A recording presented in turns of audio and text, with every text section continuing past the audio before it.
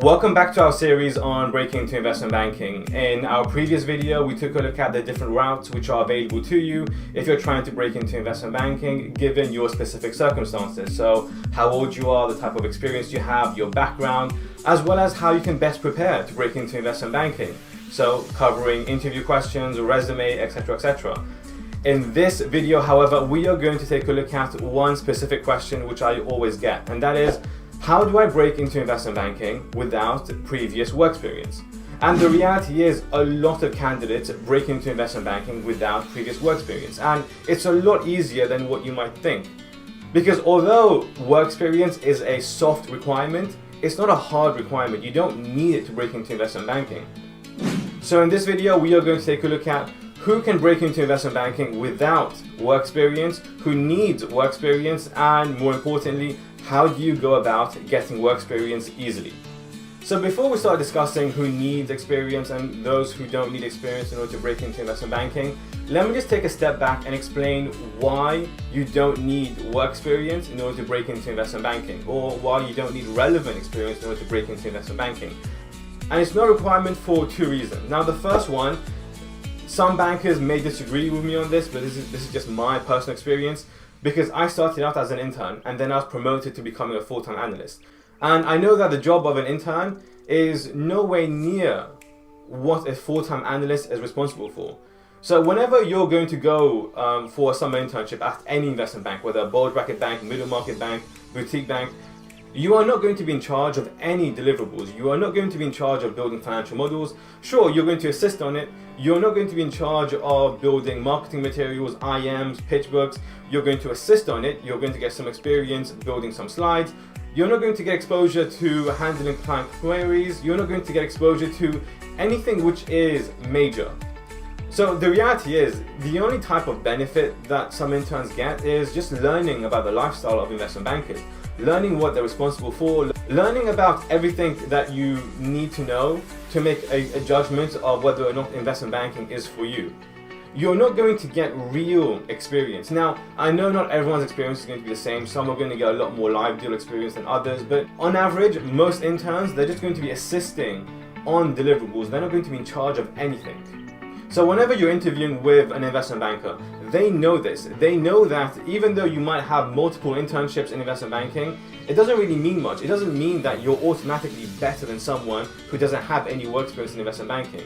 It means that you have a very good idea, a very good understanding of the investment banking lifestyle, culture, and environment. But it doesn't mean that you are going to be a better investment banker than someone who doesn't already have that experience. So now let's move on to the second reason why previous investment banking experience is not a requirement. And that is, every single year we find a lot of non-finance candidates applying to investment banking. And a lot of them are great in terms of meeting the 7 basic requirements. Now, these candidates are not from a finance background. They might have studied engineering, law, literature theory, Kim Kardashian theory, whatever they might have studied. But they are great candidates because they are high achievers, they have good grades, they participated in a lot of extracurricular activities, held leadership positions, and most importantly, they know how to pass the interviews. They know how to answer technical questions. If you answer all the questions correctly during your interviews, you are going to get the job. If you do not pass the interview, you're going to fail. You're never going to get the job. So because of that, a lot of non-finance candidates break into investment banking. So in essence, investment banking work experience is a bonus. It's a huge bonus. But it doesn't automatically make you a better candidate than someone without experience. So now let's talk about the candidates who can apply into investment banking without work experience. So for those that does not need work experience in order to break into investment banking, they are the candidates that overachieve on all 7 of the basic requirements in order to break into investment banking. Now remember in my previous video where we spoke about the 7 minimum requirements or the 7 entry criteria? Candidates that does not need work experience are those that overachieve on every single one of them. And as a quick recap, remember that we have a track record of winning, good grades, extracurricular activities, interest in investment banking, intellectual capacity, technical knowledge, and communication skills. Now, what I mean by overachieving on these requirements, I don't just mean someone with a 4.0 GPA, someone that received a certificate for doing good work.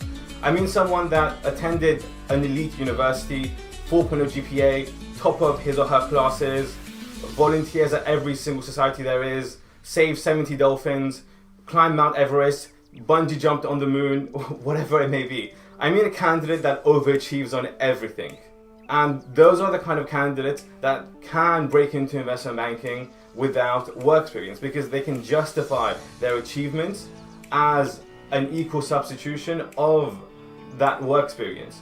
And like I've already mentioned, work experience, especially at summer internships, they're not really that credible in terms of giving you a lot of exposure. It's more of a lifestyle understanding. So the most important thing is being able to demonstrate that you can achieve, that you have a history of achieving, that you are a candidate with the proven track record of being a good investment banker, that you have the criteria, the characteristics of good investment bankers. Those are the most important things that you need to demonstrate if you don't have previous work experience. So let's go through this. For the first one, having a track record, you need to have a clear track record of achieving. Again, attending one of the best business schools or universities in the country, winning multiple awards, multiple accolades in whatever field. Again, it doesn't have to be academic, it can be professional, it can be sports related, it can be scholarships, it can be or whatever it is, but as long as you have a clear track record of achieving. Grades, needless to say, you need to have really good grades. And I don't just mean 4.0 GPA, I mean Dean's List, top of your class, first class degree, honours, and again, top 10 percentile of candidates. Those are the kind of grades that I'm talking about for candidates that can break into investment banking without work experience. Then extracurricular activities. And I don't just mean being a member of 500 societies. That doesn't mean anything. We need you to be in a position of leadership.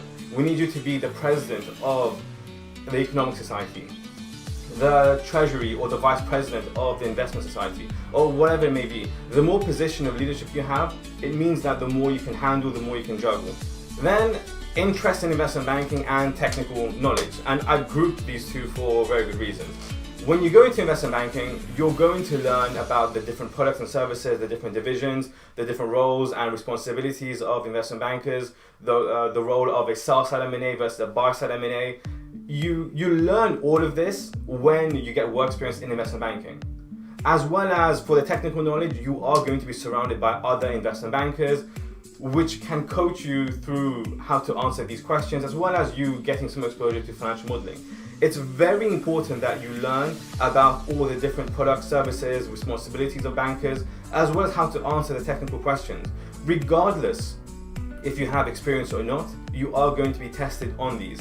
And the only way that you can get these two is by either working in investment banking for a prolonged period of time, networking with investment bankers and having them coach you through all of this, or you can get our investment banking and recruitment guide. And we've created this to replicate 1,000 hours of investment banking. It's designed to give you all the answers, advice, and insights into the different products, services, roles, responsibilities, personality profiles, as well as all of the answers to the technical interview questions and behavioral questions, as well as to guide you through avoiding all the mistakes which bankers make when they first come in. And again, this is something else that, as a quick note, it's one thing to break into investment banking, a whole different thing to stay into investment banking. So we also break down the common mistakes which people make and how you can avoid them. Because some of these mistakes can get you fired. And we're going to show you exactly how to avoid them, all the tips and tricks which we've learned throughout our careers. And again, we have Liam, who's a VP. We also have other analysts and associates who have contributed to this guide. Then finally, with the communication. Now, communication is pretty easy. As long as you can coherently communicate and articulate yourself, that's fine. And again, these are the characteristics of candidates that can easily get an analyst role, an internship, without previous investment banking work experience. So now let's move on to candidates that does need work experience, or those that do need work experience in order to break into investment banking. Now, I hesitate to use the word those that do need work experience because some of these candidates can break into investment banking, but they will struggle. But I would much rather you dominate the interview processes, the recruitment cycles, than you struggling. So if you are a candidate like this, like the one that we're about to go through, then I would highly recommend that you go out and get work experience immediately because it will make the process so much easier. So again, these are based on the 7 requirements of breaking into investment banking. The first one is having a clear track record of achieving. So if you don't have a clear track record of achieving, so no scholarship, no sports awards, no awards at work, not attending an elite business school or an elite university, then that is something that we are going to start questioning you. So why didn't you go to better school? Why didn't you perform well? Why didn't you get a scholarship? We are going to ask you a lot of questions. We are going to probe why you didn't achieve in these areas. So you need to have good answers for that. Second is grades. Now this is a red flag. If you don't have good grades, by default, it's a red flag because it means that you're not determined. It means that when the situation is not good for you, you're not going to perform well. Because the reality is anyone can perform well in a class which they like, with a professor which they like, in a group that they get along with. But how do they perform in a class which they don't like or with professors who they don't get along with? And in order for you to get a 4.0 GPA, a first class degree, it means that you are able to perform regardless of the situation, regardless of who you are working with, regardless of how stressed out you are, regardless of how hard the task may be. And we need someone that can perform like that. So getting high grades is something that we look at regardless of whether you have experience or not. But nonetheless, we don't need you to have perfect grades. It's not something where you need to have a 4.0 GPA. Anything above a 3.5 or an upper second class degree in the UK, it's fine. It's acceptable. As long as you can overachieve in other of the requirements. So now let's take a look at extracurricular activities. So if you were just members of a couple of societies and you didn't actually hold any position of leadership, then you are going to need to have work experience in order to demonstrate the fact that you can juggle multiple things at once. And then number 4, your interest in investment banking. You are going to get questioned, why do you want to be in investment banking when you don't have experience? What attracted you to investment banking? Why should I hire you without investment banking experience? Can you tell me the difference between a sell-side M&A deal versus a buy-side M&A deal? Can you tell me what is the role of an investment banker on a roadshow, on an IPO? Can you tell me about XYZ investment banking? You have to be able to answer all of these questions without hesitation. And you will get all these answers by working in investment banking or by networking or again with our interview guide. But you have to be able to answer, why do you want to be an investment banker? Why should I choose you without investment banking experience? What is the role of an investment banker in M&A, in capital markets, in leverage finance? What are the different products divisions, different service areas? You have to be able to answer all those questions because those are pretty much basic questions that we're going to ask you. Then number 5, no clear proof of working under pressure. If you cannot demonstrate that you are able to perform well under pressure, then that's a red flag because your work experience would substitute as an indication that you are able to work under pressure. During your investment banking internship, you will have a lot of tasks to do. And you can substitute that experience to show, to demonstrate that you are someone that can work well under pressure. So if you don't have work experience, you have to be able to demonstrate that elsewhere. Then number 6, technicals. Your interviews are going to be separated in behavioral questions and technicals. So technicals, you're going to get tested on accounting, finance, valuation modeling, M&A, LBO, economics, and brain teasers. You have to be able to demonstrate technical mastery in order to break into investment banking, regardless of your situation. We're not going to lower the entry criteria just because you're from a non-finance background, just because you don't have investment banking experience. We're not going to lower the boundary because otherwise we are going to suffer if we take you on. We are going to have to do more work for you. Regardless of your background, regardless of your situation, you are going to have to answer technical questions because that's an indication of you being interested in investment banking and you going out networking with investment bankers, or you learning what investment bankers do on a day-to-day basis, learning about financial modeling, learning what it takes to create a financial model. And you can demonstrate all of that by being able to answer the technical part of your interview section. And then finally, number 7, which is the communication. And again, communication is pretty simple. As long as you're able to clearly articulate yourself in a coherent manner, then that's fine. So now let's talk about how to get work experience and internships. And before we do that, do you see that subscribe sign, that subscribe button over there? It's pretty, right? Okay, I'm going to press it. Now it's your turn. Go on, down there below. And oh, do you see that bell sign? It's pretty, isn't it? Okay, now press it as well. YouTube keeps telling me that over 80% of my audience are not subscribed, and as a result, I'm not getting ranked. So help the channel get ranked and subscribe and press the bell notification sign. There are a lot more videos coming out, and the only way for you to actually see them is by pressing the subscribe button and the bell button. Okay, so now let's move on to getting internships and work experience. Now, arguably one of the most common emails that I get about work experience is, I'm finding it difficult to get work experience because I don't have previous work experience. I completely understand, I've been there, and we're going to talk about how to go around that in a while.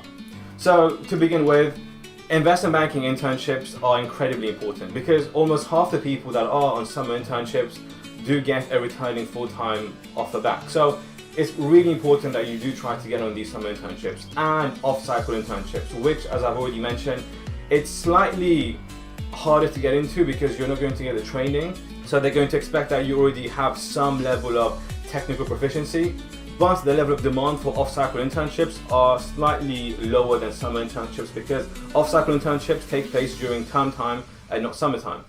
But if you don't get on a summer internship, it's okay. There are other areas which does provide relevant experience. Now, some bankers will disagree with me on this, but in my opinion, some of these areas provide better experience than investment banking. So for example, private equity. In private equity, you're going to learn detailed financial modeling. You're going to be surrounded with ex-investment bankers. And in private equity, the type of financial modeling that you're going to do is at a higher level. It's kind of like swimming with Michael Phelps when you're in private equity. And when you come back into investment banking, you're back in the kiddie pool. So the type of experience which you can get in private equity is arguably, in my opinion, a hell of a lot better than the one that you would get in investment banking. Now that said, that's just one area. Other areas which provide similar type of experience is corporate development. Because again, private equity and corporate development are both clients of investment banking. So you can get a lot of experience in corporate development and trade finance, valuation. But then there are other areas which also has a huge overlap of skills. Equity research, hedge funds, and asset management. Now in terms of hedge fund, make sure that it's a M&A hedge fund, so merger arbitrage hedge fund, long short equity, because those types of hedge fund which will give you a lot of financial modeling exposure as well as a lot of the equity investments. When you are looking at asset management firms, as a way to get experience for investment banking, make sure that they have a lot of financial modeling as part of their investment process. Otherwise, you're not going to get any type of transferable or relevant skills to investment banking. Now, there is something which has to be said. When it comes to getting experience in the investment side, so hedge fund, equity research, asset management, those are great areas to learn financial modeling. But the difference is those are market-based, whereas private equity, investment banking, corporate development is transaction-based, and investment banking is transaction-based. So the type of experience which you're going to get in PE, in investment banking, is you're going to get a lot of lifestyle exposure. So you're going to see how your managing director picks up the phone, interacts with the client, controls the expectation. You're going to see how a VP delegates between the MD and the junior bankers. You're going to see how the associate manages the analysts, the type of work which they do. You won't get that type of experience in the investment side, in asset management, in hedge funds, because again, those are market driven. You're not going to see the lifestyle of investment banking. And as I've already mentioned, in my honest opinion, the whole point of getting investment banking experience or internships is more so to learn about the lifestyle than to actually get exposure of actually doing the real work. If you're not getting that lifestyle experience, it's a significant drag. But that said, equity research, hedge fund, they still provide a lot of transferable skills in terms of building financial models. But if you can get experience at a transaction related role, it's a hell of a lot better. Now, for candidates that are struggling to even get an internship, to even get work experience opportunities, then what you should do is not chase after paid internships or paid work experience. Try and volunteer. A lot of candidates have broken into investment banking by first volunteering at a firm, leveraging their volunteering experience to get on an internship, then using that internship experience to get on a full-time analyst role. It's a proven pathway. So if you're struggling to get paid internship, paid work experience, just volunteer for 3 months. Now I know some students are going to be categorically against this. I can almost see the comments on my page right now. But The reality is, if you have zero experience and no one wants to pay you to work for them, the only way for you to even get some shred of experience on your resume is by volunteering. And if you want to get into investment banking badly enough, it's a sacrifice which you're going to have to make. And it's not something that you're going to do for months on end, just 3 months. And try to make sure that you volunteer at a relevant field. So try to get experience at a M&A boutique, at a small private equity shop, at a hedge fund. Again, relevant area. The more relevant the role is, the easier it is for you to break into investment banking, because you're going to learn about investment banking. So volunteering is by far an easy way to get your foot through the door if you're struggling to get anything. And in our investment banking, networking and recruitment guide, we have a database of over 10,000 investment banking boutiques, which are ideal to get work experience at. So take a look at that. Now, some candidates, they discover that they want to break into investment banking maybe after they've graduated or just after they've recently graduated. So they missed out on internship application, off-cycle internship. What should they do? Now, in that case, I would recommend that you do a master's. The whole point of a master's isn't to actually learn more. Now, I have a master's in finance and investment and a degree in economics. The difference isn't that steep. If anything, a master's was just a way to just delay entering the workforce.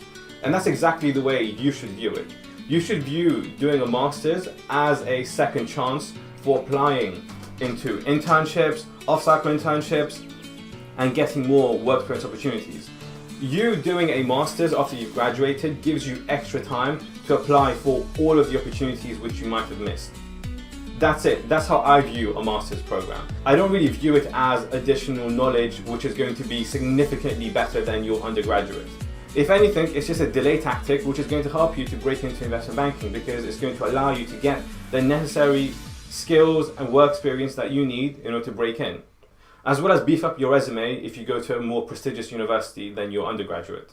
So in summary, candidates who overachieve on the 7 requirements, on the 7 criteria which bankers look for in a candidate, they can pretty much break into investment banking without previous experience, as long as they know how to answer technical questions and they know about all the products, services, roles and responsibilities of investment banking, which they can easily get by networking with bankers or by reading our guide.